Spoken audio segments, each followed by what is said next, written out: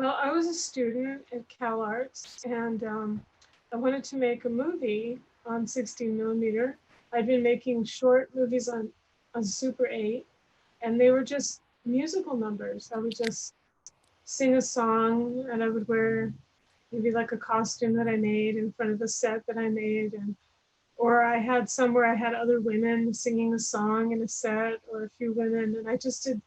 They were like almost like music videos, but more like old musicals almost, like old Hollywood, like a number. It was like a number, and that's what I was doing. And so I was in the art school before, and so I went into the film department as well as the art department so I could use their equipment, and I got access to 16 millimeter. And so the first thing is I wanted to do these. I still wanted to do songs, but I thought make it longer and make it have more of a narrative and a story around it. Each section has like a song and then part of the story. So it was my way of trying to make something a little bit longer with a little bit more of a story. So I just put three of these together. And it just was, and I just came up with them in different ways, the ideas for the different segments. And they're just autobiographical. They're based on my life, like the feeling of being a queen bee. And it's like you're a woman and you're so feminine, you're the center of attention and everybody loves you. But it's like the other part of being a woman, which is like the burden of being like a breeder, almost like a woman who's having to have babies. And I just thought the queen bee is basically her only function is to have babies, is to have like hundreds and thousands of babies. But our idea of the queen bee is to be just like so popular and so popular in society. And I thought I would just put those two things together and make this queen bee where she's like Marilyn Monroe. I was kind of inspired by Marilyn Monroe and Gentlemen Prefer Blondes with all the pink and all the men surrounding, in black. But then she'd be like a queen bee, literally like a bee. So she's just tired from giving birth. So that was my idea. And then it makes the set look like a beehive, kind of. Like we made it out of like transparent paper. So it looks like a beehive. That first segment, The Queen Side Life, was more just about me and my boring life. And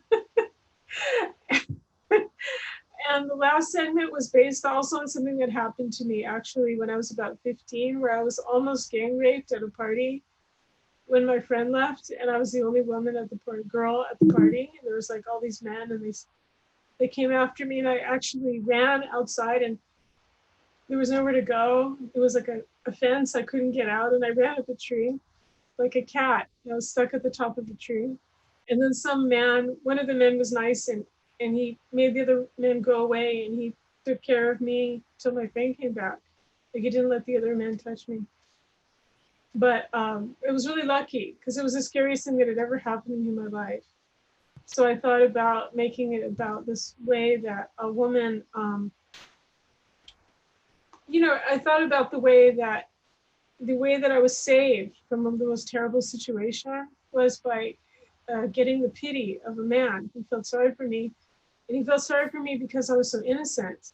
And I feel like projecting innocence, even if you're not innocent, it's a strategy for women or girls to project purity and innocence, and even try to get love in a way, like try to inspire love in a man, because that's when men stop being violent. When men they love, then they're not violent, and then you don't have to fear them. So I'm thinking about love as a weapon. So she makes the men fall in love with her. The men, the dogs, the men turn into dogs, and then they fall in love with her, and then she can walk away. So it's kind of like the same idea that I did in my last feature movie, The Love Witch. This idea of like the power of love to disarm men away from violence and sexual violence. So I was exploring these themes back then,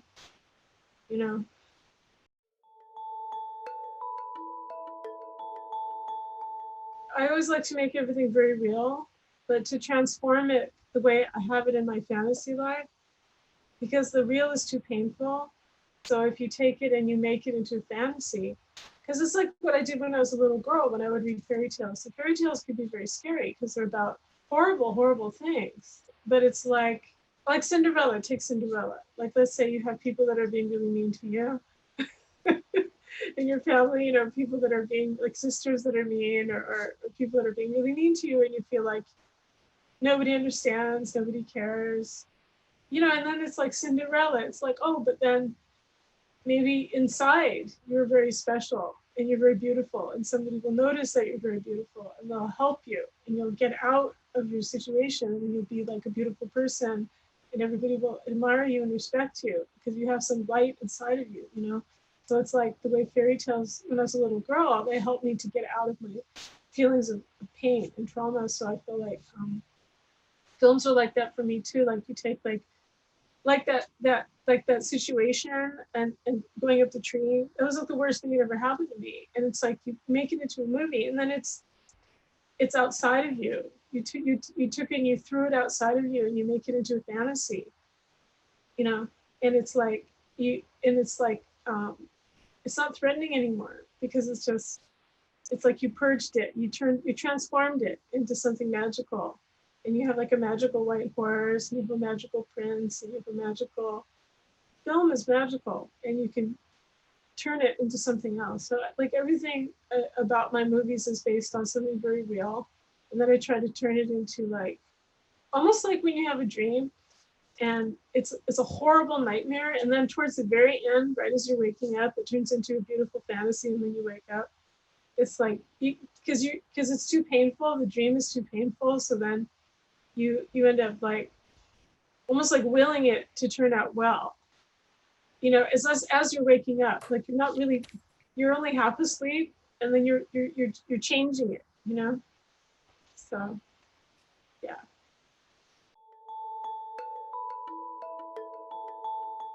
I like what's called presentational acting, and it's not unrealistic. It's just a different kind of acting. It's just not naturalistic acting. Now, presentational acting is what is done in theater for hundreds of years. Shakespearean actors do presentational acting, or camp acting is also presentational, because it's like you're making a statement, and you're making a statement about who you are. But I never want things to be fake. I always want things to be real. I want everything to be real. But I use mostly, in my early films especially, I use amateur actors.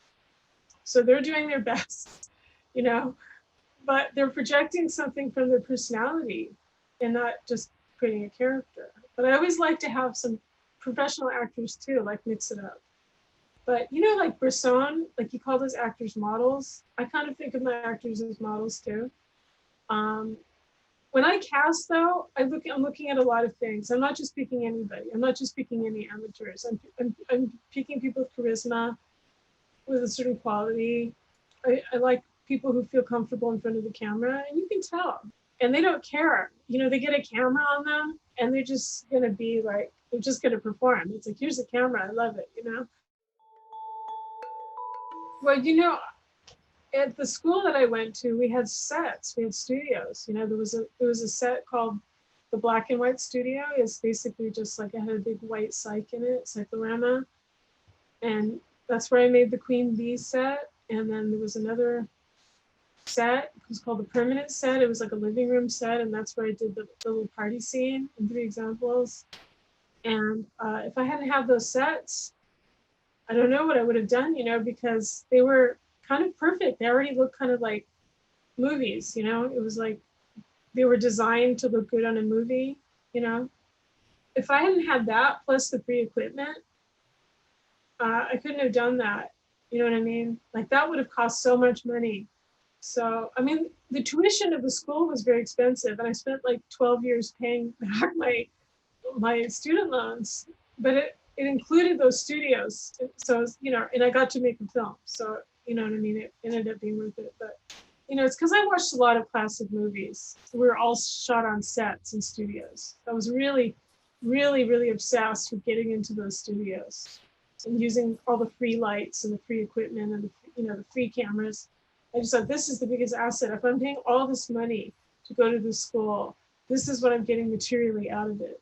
It's not just like talk, lectures, whatever. This is what's this is what I'm paying for, right? Is these studios and these lights and these cameras. I have to get a movie out of this. So, you know, I was very opportunistic. You know, I grab students and say, do you want to be in my movie? Come and be a B for me. Come and be a B, or come and, you know, somebody who was in a cinematography class that was very talented. Come and shoot my movie. And you just like drag people from the hall, you know, and you force them to help you, you know, for free, because everybody's learning. So it's nice because in Cal Arts there was everything together. You know, you'd actors and dancers and, you know, and artists. And, you know, I was very stimulated by all the stuff we were reading in the art department, especially like especially the feminist texts. I was really learning feminism at the time. And that's what became the impetus for me to create cinema, was to create it from like a personal, I wouldn't even say so much feminist at the time, more like a feminine point of view, just like a point of view that was mine, that came from being female and from trying to figure out what it was to be female, you know, and just I'm still working that out in my movies. Well, I would say to all of the cinema students in Brazil that, you know, when you're making your movies, do something that you really, really, really want to do. It's personal to you. Don't listen to anybody who tells you it's bad or it's stupid or it doesn't work.